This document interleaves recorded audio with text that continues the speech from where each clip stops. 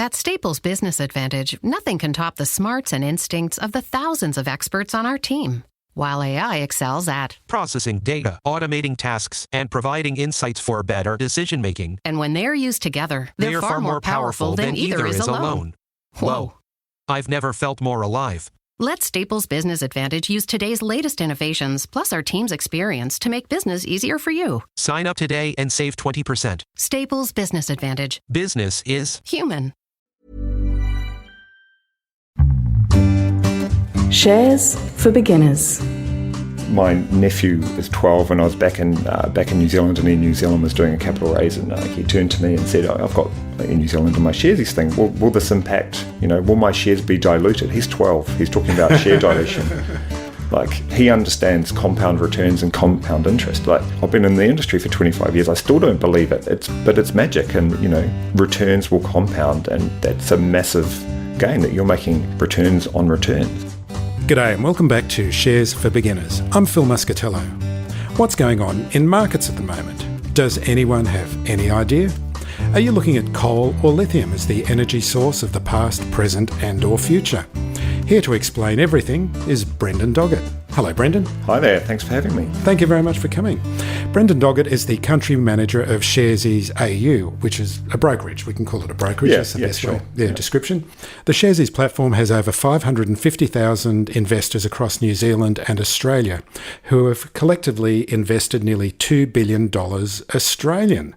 So, we were just chatting before we hit the record button, but you're from Wellington, New Zealand. We were just talking about what a great little startup fintech hub New Zealand and Wellington especially is. Yeah, so born in Wellington, came over here in 2000. Sharesies is a Wellington-based firm. Lots of great fintechs in New Zealand, lots of good SaaS companies. Like the Kiwi ingenuity is really, really strong. Mm-hmm. And I think the community in Wellington particularly is very supportive of each other. So you have founders helping out other founders, and people who made some money maybe in early when they set up and got into zero early and reinvesting that in startups. So it's a really kind of nurturing culture, I think, that Wellington's got. Maybe it's something to do with the shakiness and the windiness of the city. Oh yeah, you have to be tough in New Zealand, and good old Kiwi ingenuity. Yeah, I was really disappointed when we were in Wellington.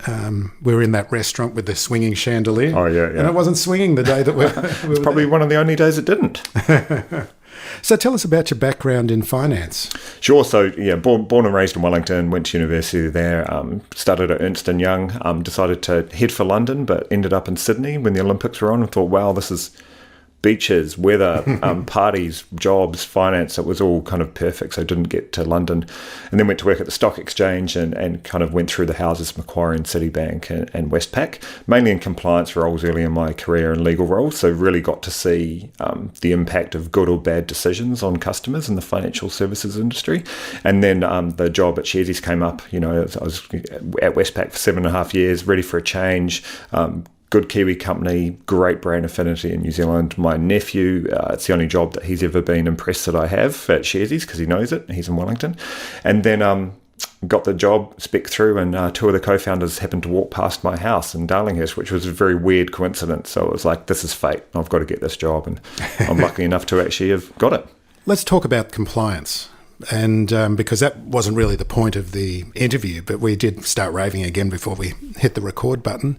Compliance seems to be, I don't know, it feels from the outside looking in, for someone who's not from a finance background like myself, that all these rules are set up, obviously, to protect people, but it's also not helping people find good financial advice. That's right. So I was at Macquarie Equities just before the GFC and after the GFC. And compliance is very important. The outcomes for compliance are good outcomes for customers. So their money is protected. They're getting advice which is in their best interest. And we should just define here compliance, or all the regulations. Regulations. So around the industry. ASIC would be the biggest regulator, with regulations in relation to advice and the financial services industry that impacts us.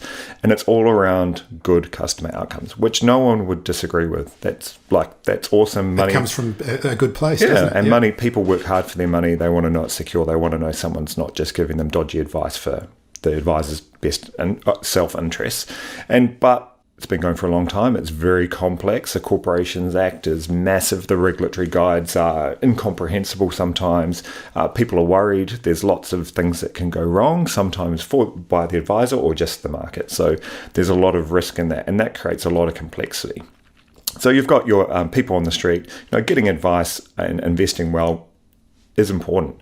But at the moment, with the complexity of regulation and how the industry is going, either advice is very expensive or so general that it's not helpful, and people just don't know where to go. So it's a real gap. You can't get good quality, affordable advice at the moment. We append all of our episodes by saying, consult a financial advisor. But then a financial advisor is not someone who's accessible to most people, especially if you don't have a lot of money. Yeah, and where do you even find them these days? That's right. Yeah, where do you people find are leaving them? the industry. Yeah. Like, where do you Google them? What it's hard to even find. Do you have to go into an office? Do you fill out some forms? Do you need $200,000? Do you need there's so many barriers to that. And it's also like you can't even make a phone call and ask them a simple question. Because suddenly you've got to be given the whole $5,000 statement of advice. Yeah, because there's so much risk in it, and a good advisor will not just give you a little bit of advice, because they want to know your goals, your investment horizon, what debts you have, how you're insured, what your family situation is like, how much you owe on your mortgage. That's a big conversation. So they're very reticent to give that advice for good reasons, but people just need a bit of help. And isn't there an inquiry going on at the moment? Is it the Levy inquiry?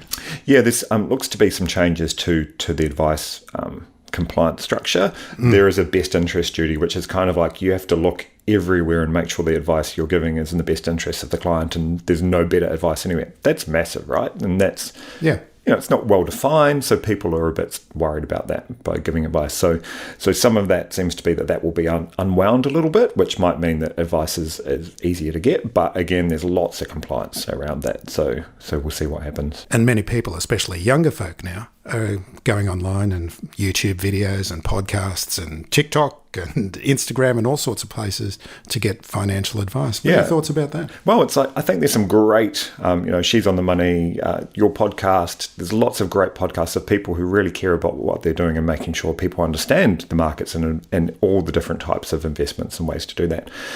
But it's hard to tell who's good, who's bad, who's self-interested. ASIC has put out some guidance in relation to finfluencers, which means lots of people aren't talking about financial matters anymore, which leaves a big gap in the market. And then there's other areas like, say, crypto, which are less regulated, that are kind of going into that gap.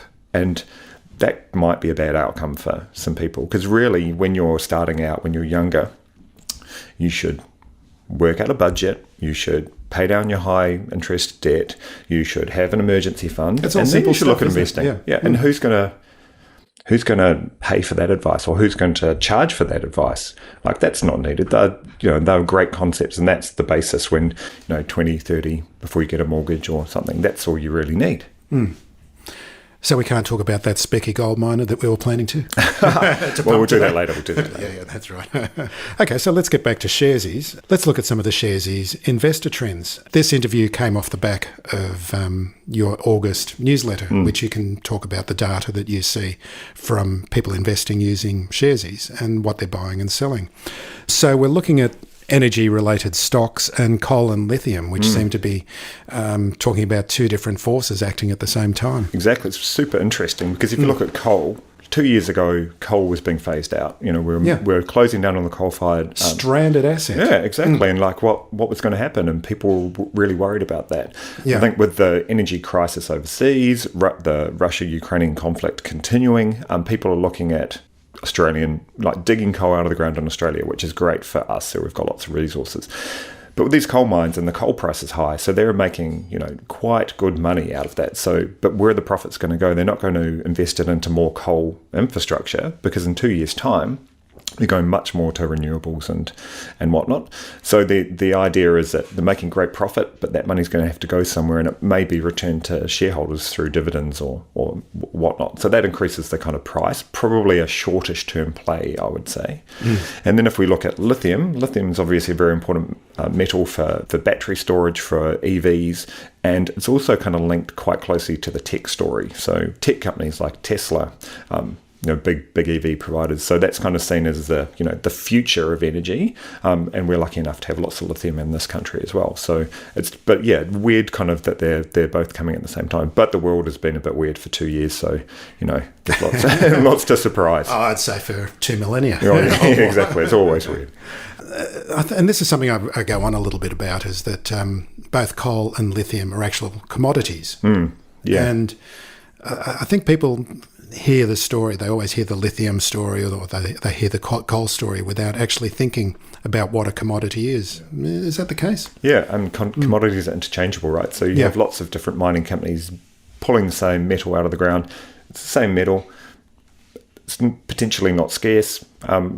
What does that mean? So the prices can fluctuate. As we see with the lithium miners particularly, the prices go up and down. It's a little bit like Afterpay used to be. It was quite a volatile stock. Lithium's the same. And I think tied to the tech company thing, that also gives a bit of volatility, because tech companies, by their very nature, are forward-focused and profit, and they're taking a punt now. But the same with minerals, it's like, are we going to find that? Is it going to be a big deposit? There's lots at play which keep that volatility going. But with lithium, there is absolutely a need for it in all the kind of electronics, EV, battery storage. So there is kind of a demand there. But yeah, it's a commodity and interchangeable. It is. And I think over the last week, and we're recording on September 15, just to date stamp this, is Elon Musk has been trying to secure lithium supplies for Tesla, hasn't he? Yeah, and Tesla, like Elon is Tesla. And I think, he tweets, we see what he does, he makes, and he can move markets with what he's doing. And, Tesla is delivering vehicles, is continuing to innovate, and need lithium for those batteries. And as more car manufacturers move to EV, there's going to be greater demand for that. And I think with the geopolitical stuff in Europe, that impacts, where the world will get lithium from too, and other components for those things. Yeah. So I think that's still like there's a decent growth story in those companies, and the mining companies and the companies which use those minerals. And of course, amongst your users, is that the best way to use them? Users and clients? Well, we call them investors. Investors, okay. Yeah. Amongst Sharesies investors, Tesla remains one of the big stocks, doesn't it? Yeah, and US Tesla is always up. If it's not number one, it's number 2 or 3, and on both buy and sell sides because of the volatility. But also, our investors are really interested in holding companies which they know. They they believe the fundamentals of the company. The products are ones that they can see themselves using. The management team is interesting, stable, visionary. And Tesla's got that, and it's a bit of fun. Tesla. Everyone wants to talk about Tesla or what Elon's done, or the up and down. So it's kind of good water cooler dinner party conversation as well. And he's quite a character, isn't he? Yeah, he's he's all over TikTok. He talks about lots of different things. He's really, when you look at it, like rockets, cars, trucks, hyperloops. When you look at the rockets, SpaceX, I think, are the largest deliverers of payload in the world now. It's not NASA anymore, or the Russians. It's SpaceX. And you look up at the sky and you see lights going across in a line. And it's like, what's that? Well, that's Elon's low orbit satellites delivering internet to the world. It's like, who would have thought? Yeah, and we're kind of a bit sanguine about it, aren't we? It's just like, it's just Elon being Elon, but it's pretty incredible what he's achieved. It's incredible. I don't know, does he sleep? I don't think he does. He obviously doesn't work out like all the other tech billionaires. Yeah, that's right. He got a bit of feedback on that, I think. He's gone on a bit of a diet. At Staples Business Advantage, nothing can top the smarts and instincts of the thousands of experts on our team. While AI excels at processing data, automating tasks, and providing insights for better decision-making. And when they're used together, they're far more powerful than either is alone. Whoa. I've never felt more alive. Let Staples Business Advantage use today's latest innovations, plus our team's experience, to make business easier for you. Sign up today and save 20%. Staples Business Advantage. Business is human.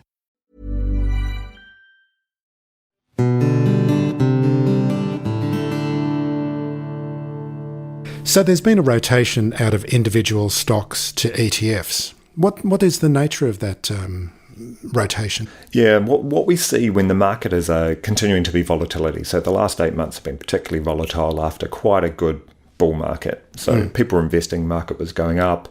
They'd buy, 5 companies and some ETFs. When the market keeps being volatile, some of the lessons I think of the last 8 months have been when you're concentrated in companies, they can go up and down, and that's not a comfortable place to be looking when your portfolio might be in the red in times like this. And so we see a return to more Australian blue chips or companies which can pass on inflation, like Wesfarmers, Coles, Woolies, whatnot. But then also ETFs give that diversification. So you think, oh, well, my one company's gone down and that impacts my portfolio. Whereas an ETF, a well-constructed ETF across the ASX or the US or the world, gives that diversification. Someone else has done that for you. It automatically kind of rebalances. It's a good place to park your cash. And then particularly if you look back at the 10 years of the market, all things being equal, the markets are probably going to keep rising. And the return for the last 10 years is around about 9% if you reinvest dividends. So that's quite a good return. Pop your money in there and just kind of keep investing. And lots of our investors have done that. And they just are doing auto invest weekly, putting some money in, just continuing to do that. And ETFs are super popular when there's a bit of uncertainty. Is that something about the learning process, is that people go in gung-ho into the markets and they think, oh, I love all these companies and they're all going up, and you go through that period. But then that's when the real learning comes, is when there's a bear market like we're going through now, or a bearish. Depends on your point of view, really, isn't it? Yeah, and that's lots of our investors are new to investing. So when the market starts do you have data on that they are actually very new? So lots of our investors, so we've got over 600,000 now in Australia and New Zealand. We survey them. They're not trading through anyone else. They've been new to investing, and it's like their first couple of years, which is great. And then we think, well, the market's just being a bit choppy at the moment. How do you feel about that? And so our investors are telling us actually their risk profile hasn't changed. In fact, they're more bullish about buying. They understand the market cycles. And in fact, some of those companies they've been watching feel a little bit cheap at the moment, potentially. The products are still there, there's still demand, but they realize that the market price of that company is impacted by lots of things not to do with the company. Mm. And they learn through, podcasts, great blog content, talking to each other, and they get that, the market's in downturns. Dollar cost averaging is super boring, but super popular and a really good way to invest through the market's ups and downs. And when the market's down, dollar cost averaging is even better, because the markets, all things being equal, will kind of keep continuing to rise. I'm so heartened by all this, because I hear this from so many people, is that, learning these skills and learning about dollar cost averaging and learning about diversification are just have become basic lessons. Whereas, even just 10 years ago, there was no information, very, very little information about this, wasn't there? Yeah. And my nephew is 12, and I was back in New Zealand, and Air New Zealand was doing a capital raise, and he turned to me and said, I've got in New Zealand and my Sharesies thing, will this impact, will my shares be diluted? He's 12. He's talking about share dilution. Like, he understands compound returns and compound interest. Like, I've been in the industry for 25 years. I still don't believe it. But it's magic, and, returns will compound, and that's a massive gain, that you're making returns on returns. Yeah. So there's all these concepts that people are naturally through investing, and on Sharesies you can buy, we fractionalize the market, so you can buy 1 cent of a share. So you can play around, test it out, learn without feeling like you're going to lose $200, $300 at a time, which people learn through doing and not being talked down to. So lots of our content is jargon free. We try and talk about, what's diversification. We've got great brand assets and the pineapple and fruit. So we can talk about, diversification is having a fruit bowl, and, the different companies in there, it spreads the risk. And people just pick these concepts up. And for too long, the industry has had so many walls to getting in, like jargon, you make customers feel stupid so that they have to come to you for advice. Like, it's just a different world now. So goodbye Netflix, hello Disney. Yeah, Netflix seems to be losing subscribers. And I don't know about you, but I've got all the streaming services, and Netflix doesn't seem to, grab my attention anymore. And I think that's happening around the world. They're dropping millions of subscribers and coming up with new ways to create revenue with an ad thing. But people are saying, well, Disney's been around for a long time. Disney's already worked out how to monetize their content. They've got such a massive library that they just seem, library. It's and unbelievable. They're using it really well. They've got access to sports, and it seems to be, the thing. And those streaming services, there is a lot of them, and you've got to think there'll be consolidation. But Disney has like got that brand, got the content, got the financial might behind them, and they're just adding subscribers. So people are kind of flocking to that more now. And they were a complete failure, Disney. I was just reading about the history of Disney the other day, and I think during the 30s till the 40s that they were just losing money hand over fist. They were like a startup, really. Yeah, and it's like I think it was Snow White and the Seven Dwarfs suddenly paid for everything and built the expansion that they went forward on. Yeah, it's great. The history of Disney is awesome to look at.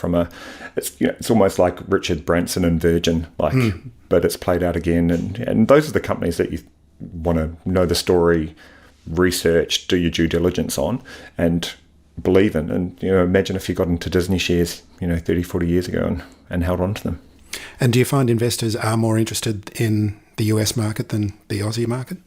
Definitely the US market is our second most. So lots of people in Australia know the companies, know the people, know the products. The US was very popular, particularly in tech names. So it's all the big, Microsoft, Tesla, Apple, all the ones that you would expect.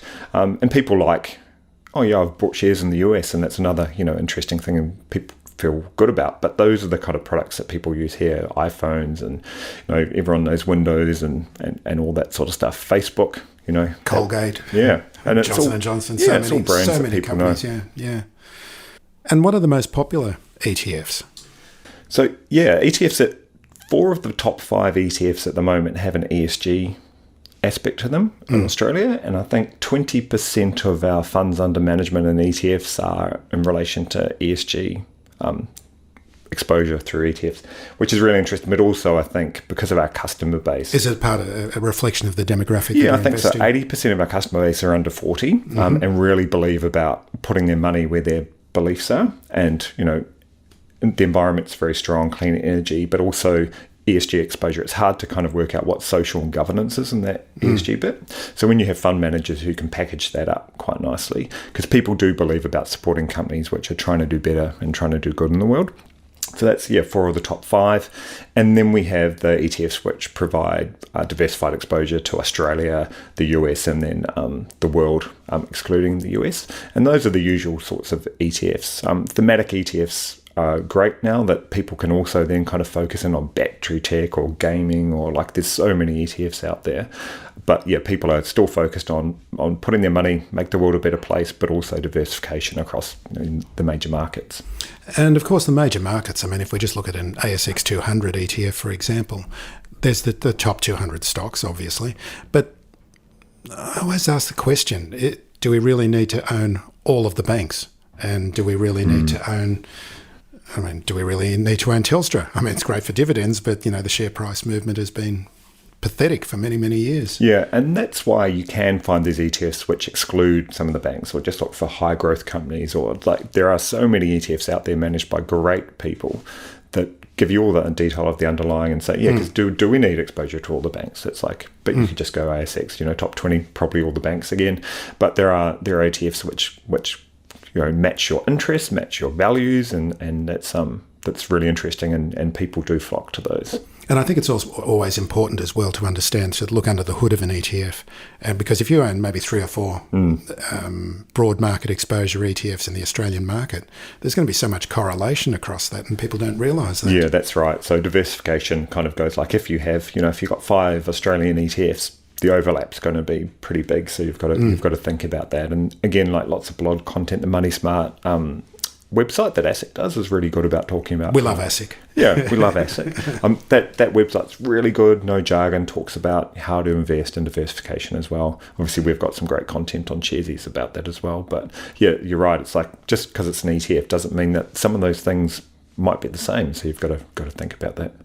And I've noticed there's a lot of educational material on Sharesies as well. So a listener just starting out for the first time, where would you direct them? What's the first thing that they should learn? So go to sharesies.com.au, and then we've got a learn section in there, and that talks about, what is investing? What does it mean to be an investor? What should you think about? And kind of budgeting tools on, as I kind of said before, you want to make sure that you're paying down your debt and you've got an emergency fund, and then you want to start investing and really have a look at that. And then the best thing to do is just start.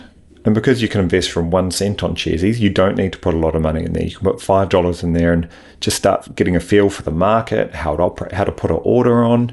You can sign up really quickly, all digital, no forms, and then you can be trading within minutes. And you can buy a share in a company, watch it, see how the share price goes, start being interested in what's going on in the media about it, learn more, feel more confident, start investing a little bit more, get your ETFs so you have that diversification, but then also have a look at a company that you like. And, if you're lithium's the future, buy that or some of the brands that, supermarkets, like there's so much opportunity, but you don't need to spend a lot of money to do that.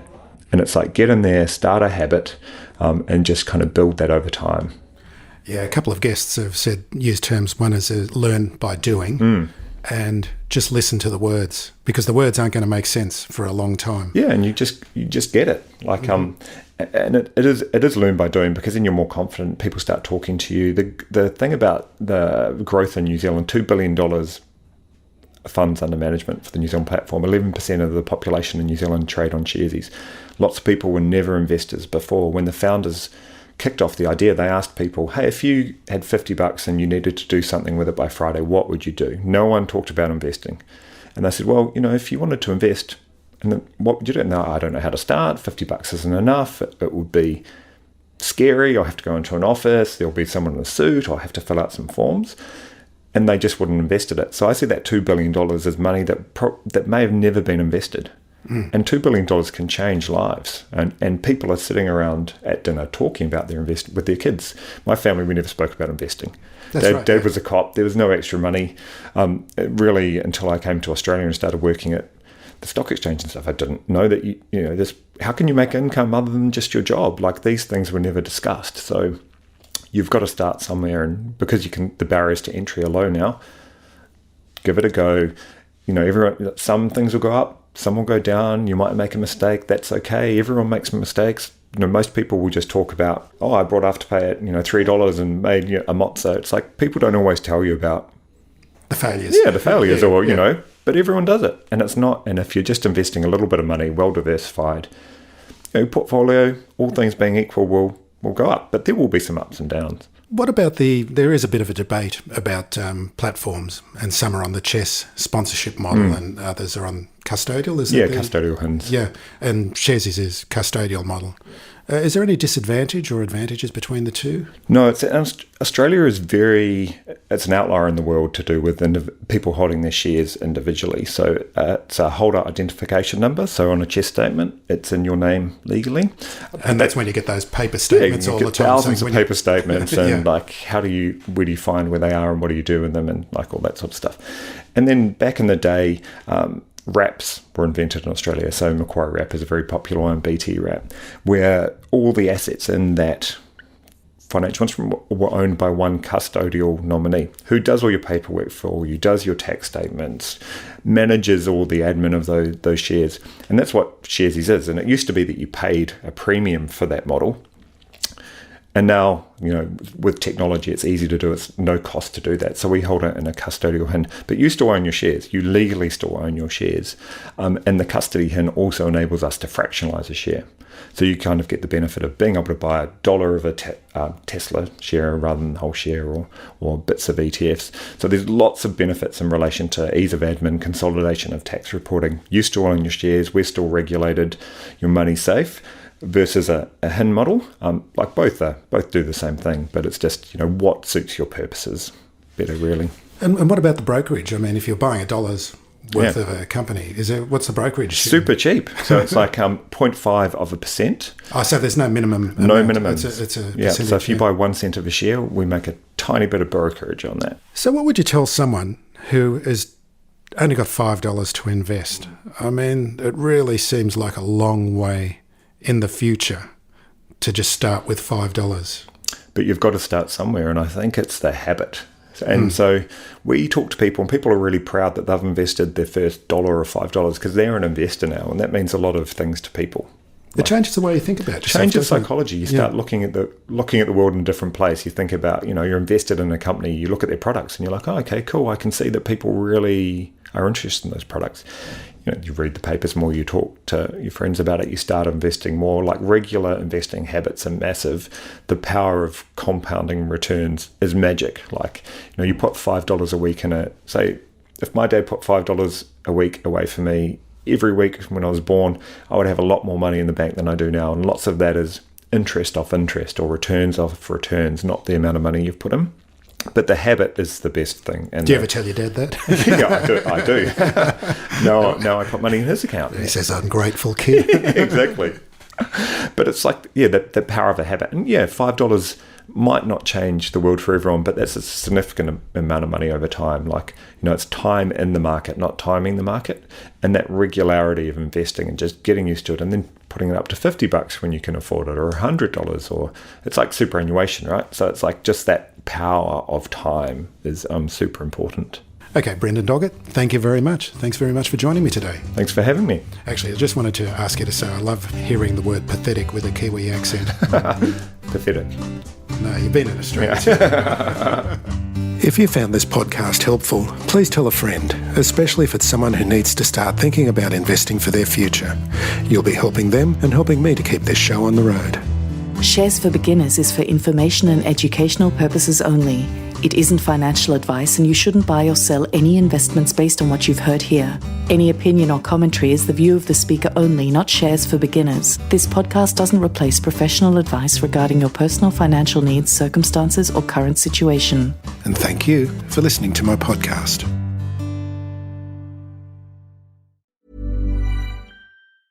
At Staples Business Advantage, our experts can help you find furniture that fits any design and budget, while AI can recommend products based on preferences, generate 3D models for visualization, and optimize space planning for office furniture. take advantage of our team's eye for style and design. And my eye for, wait, I have no eyes. Only algorithms. At Staples Business Advantage, furnishing your office is easy. And with the best warranty in the business, we're committed to you now and down the road. Sign up today and save 20%. Staples Business Advantage. Business is Human.